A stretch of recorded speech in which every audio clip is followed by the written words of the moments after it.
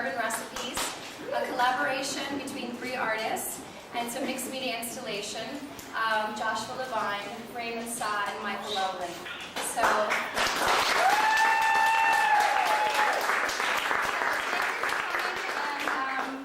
I'm going to now leave the floor to the artists so they can talk to you a little bit about how they got together to make this beautiful exhibition and what it's all about. So here they are. Well, I guess maybe not all of you know, but the 3 of us met in high school at New World, and how many years ago was that? 15 years ago, something like that. And we've each been best mans at each other's weddings, and best friends ever since. But I think, where should I start? Well, I guess I'll start with the concept behind the exhibition, and it's Urban Recipes. And what we tried to do was look at this neighborhood and look at it through, well, interpret the neighborhood, interpretate our surroundings of the neighborhood in this exhibition. So I think we started by first a lot of photography and driving up and down the streets with our digital cameras. Josh and I are located in New York, and Michael's located here in Miami. So a lot of emails and Federal Expresses and back and forth of drawings and ideas and photographs and what if we do this, what if we start with that. And I think the first concrete idea we got was to stripe the walls. And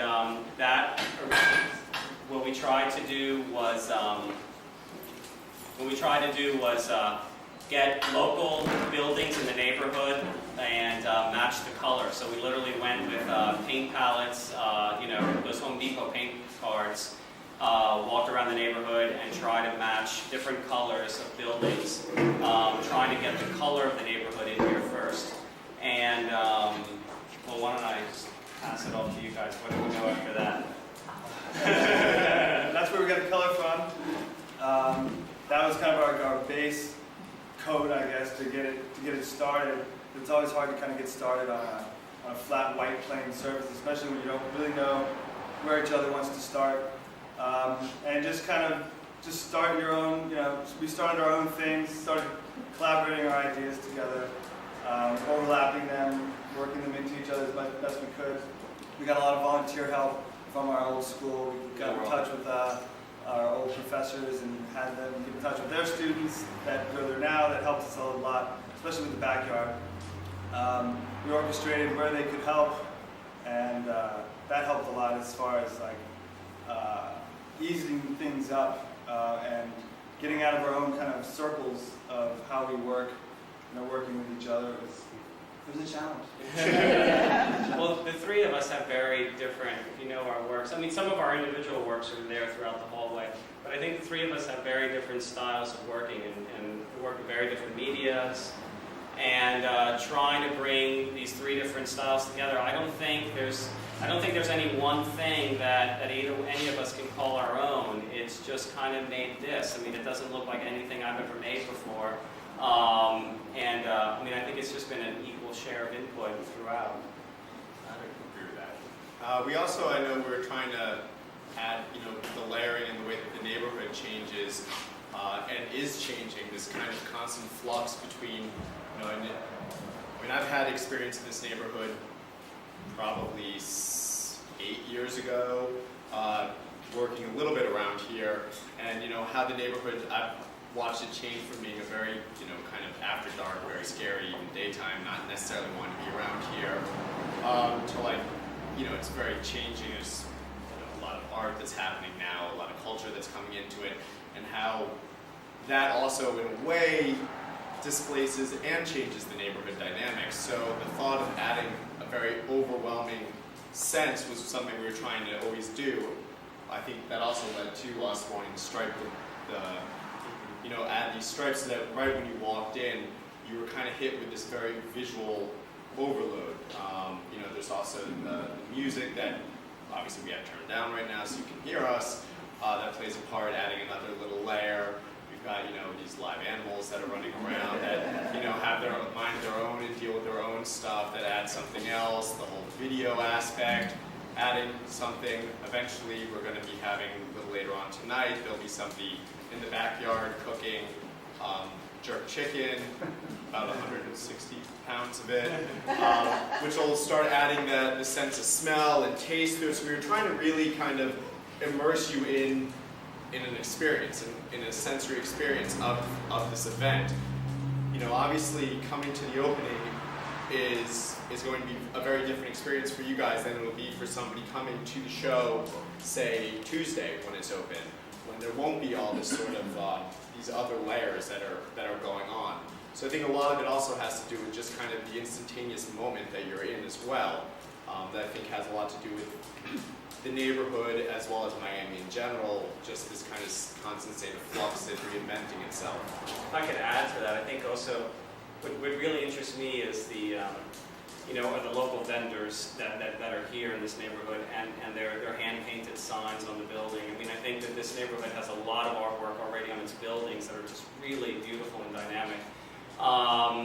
You can, if you go out in the backyard, you can see, I mean, the New World students helped us, try to recreate that feeling of the bodegas and, I mean, anything. I mean, we were, just today, we driving through the neighborhood, and we see an industry that sells sunglasses, and they have these huge pair of sunglasses, and we're like, oh, kicking ourselves that we didn't get it up. But just the local art, that's around us. I think also, last month, Michael and I had the opportunity to work on an installation right up the street on 30th Street. If you guys haven't checked it out, I would really ask you to.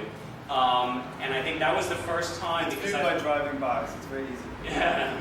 I think it was the first time I've seen and experienced this neighborhood very much as an outsider looking in. I don't live in this neighborhood. I live in New York. And I'm just driving around, taking pictures, and kind of stealing from the neighborhood. And I think this experience, which we were very fortunate to be able to participate in this installation, the House of Casa Lynn, the Yard of Casa Lynn. We got to meet the fam. We got to actually work on a house. We made a giant mural that's painted on the house, and Michael worked on another chicken sculpture in the shape of the Dade County Courthouse. But I think what I really got out of that experience was getting to know this family that lived in the house and actually getting to interact with the people that live in this community, which really, embraced me and Michael. We were there working for an entire week, making artwork on the streets there, literally, and just how nice the people were in this neighborhood and how they embraced us and embraced our ideas and so forth. You want to talk about your sculpture there, House of Casa Lynn? Oh, well, the reason that the chickens were added to the show was another level in this neighborhood and how the people that own the chickens are getting a lot of grief for having them. That's why I built the chicken coop in the shape of the courthouse, whereas they're trying to change, I guess, the laws or legislation on having live animals running around in your yard, which I think is a big portion of the cultures that live in this neighborhood. Predominantly Puerto Rican, where they eat the chickens or they eat the eggs, and it was a commentary on that. So I wanted to bring that here, not so much political, but just another element. They're everywhere, and they're beautiful. And even when we went to go pick them up today out of the courthouse, out of your sculpture. Yeah, these are all loaned, by the way, from the courthouse. But even as we were going to go pick these up, we pull up to the street. Across the yard is an empty lot that's having some construction that's going to be going on there. And I would say there was about 10 chickens running around in this empty lot, more so than that were in your piece. Yeah. So I mean, it's definitely... They're definitely a part of the neighborhood, and I'm glad they're here. Thanks. I also think that we probably, aside from thanking all the New World and the high school and all those students, we also definitely have to say we have to thank our family, who all kind of chipped in one way or another in helping this to kind of happen. Sure. Via, Thank you. via putting us up and feeding us, to just dealing with us during this, because I can honestly say, I would say we were here 15, 16 hours every day since the second. Yeah, January 1st. Yeah. dealing with this. So there's also a lot of family dealing with us not seeing us, even though we were around. Do you guys have any questions? Yeah, any questions? How'd you get the cup to match the walls? Like your cup? Oh, Sheer love. that's Nia's. Sure. I have a question. How do you feel that when this installation is over, if anyone's interested in purchasing it, that it's going to be sold in sections? And how do you feel about people deciphering it a different way than as a whole piece?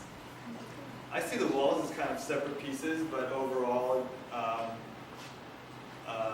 I'd always envisioned them as separate pieces, I guess intricate parts of a larger piece, but as their own separate, entities, kind of like. I don't feel that precious about them in the sense. I mean, I do in the sense that it's the three of us, but I don't know. I think to see them split up or to see them hanging in another space, I think they still have the energy and the experience that I felt of working with two of my best friends. So the energy is there for me, whether they're in this room or out of this room. I don't feel. They were roosters, weren't they? What's the reference of the ramps and the bottles? These are some shapes that I've worked with, and for me, in a very abstract way, I see them as awnings that would come off a building. The shape originated for me in Brooklyn, where I live, and it was I'm very interested in any kind of vendor, any kind of people that take their business to the street somehow. And I was sitting at a traffic light in Brooklyn, and I'm watching this guy with a big van, and he's selling fruit off the side of his van. You know how they pile up all the boxes at an angle? And he had this striped tarp, plastic striped tarp, and he had it like trying to hold it down with bungee cords or something. And all of a sudden this big gust of wind comes, and the tarp is just flapping off the side of his van, flapping all over it. And this guy's like jumping around, trying to catch it. And I just found myself, light turned green, I just found myself just staring. And I actually felt very compelled to pull the car over, help him pull down the awning, re-bungee it down. And I think ever since then, it's just kind of this idea of this flapping or this awning. And whether, I've used this in a couple of different, the installation, for example, over at the House of Castellan, I've used a similar shape. And for me, it's just in different circumstances, they might be a man selling fruit under it. In this particular case, it's a man selling, or a person is selling snow cones. No, I got the snow cone part. Yeah. Another variation of a vendor, I guess. Yeah. You said the three of you, the first time you collaborated together, that you come from different head trips, the way you see and do your artwork. Can you tell us where you each come from and how you see and what you do? I come from you. I don't, they come from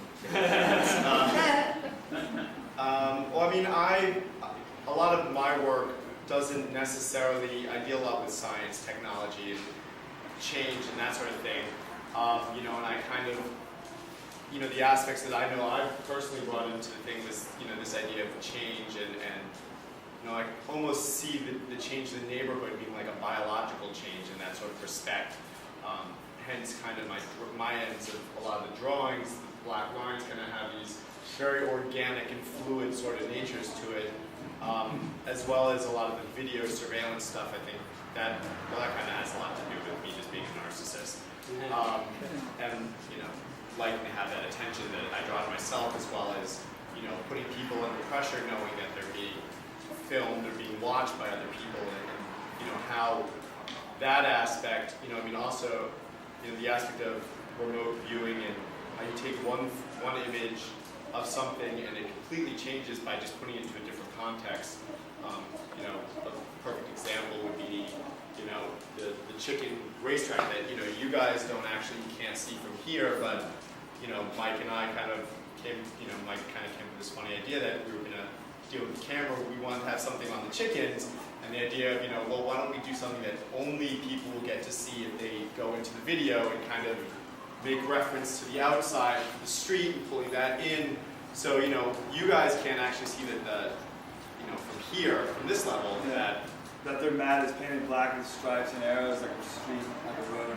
But if you go into the video lounge, you kind of wonder if you're looking at street and some other, because there are a couple images of the actual neighborhood in the street, North Miami Avenue, looking north and south on it. But then you also have, the same sort of imagery in a way being played out inside with these chickens and how that kind of plays off it. And by the way, I know most of you guys don't realize or didn't notice that you all actually agreed to be videotaped as you came in. So I should let you all know that you guys are actually all being taped as you're in here. No, actually, as you entered the gallery, you actually agreed to it by walking past the disclaimer. Just like walking into a sporting event and having your ticket ripped. By passing through the entranceway or the doorway, you actually agreed to it. So thank you all very much. Well, Barbie, was that it? Was that your question? Well, that was me. Yeah. Your turn, I wanted to know where each of you were. Each of us. Well, I think a lot of my work, I'm very interested in vegetation. I'm very interested in plant life and this graphic imagery of obviously, the vegetation and but I also think the people, I think kind of like these individual, the ice cream truck that drives up and down, and I think I never, I don't really engage myself to talk with the ice cream vendor, for example, but I think my head just starts to wonder about these people and who are they, and, and just the act of bending and exchange. I guess that's what I, try to bring to this. I don't know, Michael, what did you bring? He brought his van, which you got to see every day. Construction tools.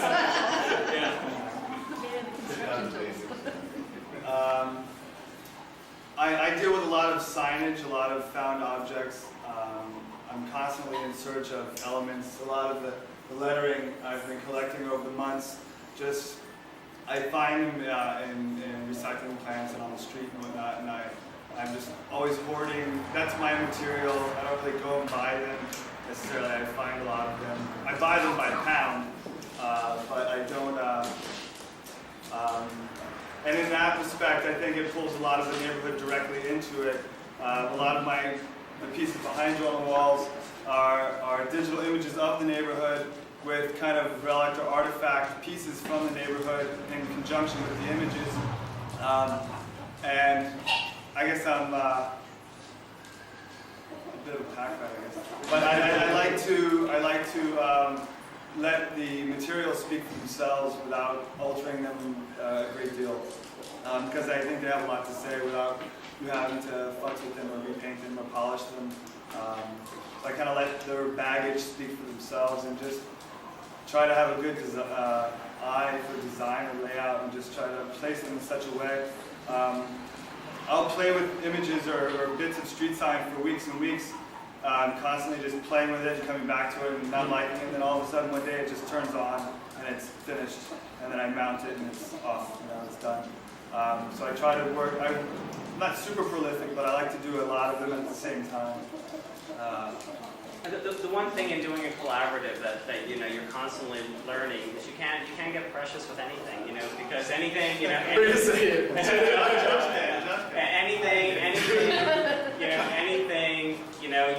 you totally go into it knowing that anything you may spend hours painting on the wall, that one of these two is just going to come and paint it right out, So you have to just. But that's what the learning is. Things that I would never ever do. Exactly. Mike's right. It's a real learning experience because I would not deal. I would do something on the wall, and Mike or Josh's response to what I had just done was so different than mine. And at times it's frustrating, but if I just sit back and look at it and try and see it from their perspective, it's still might not just agree, but it's a different perspective. It's a different, it's that back and forth. It's that constant, what do you think about this? What do you think about give and take. There was a lot of deciding on what we thought might go where, a lot of discussion on stuff, and then, you know, as Ray's saying, you do something, you walk out of the room and you come back. Next thing you know, it's like, well, I painted over that. Good thing I, you know.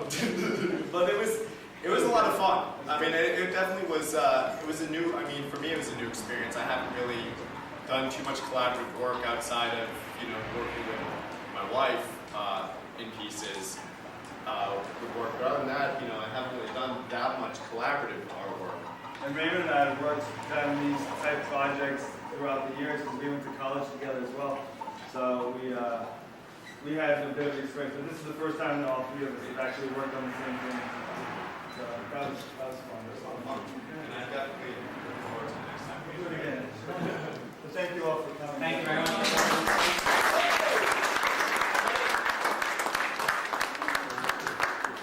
I just wanted to draw everyone's attention to this.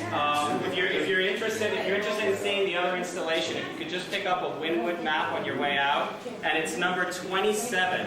Real simple, the Articasa Land 27.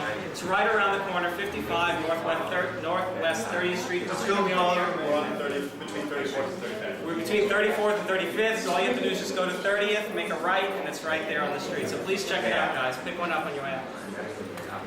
Thank you.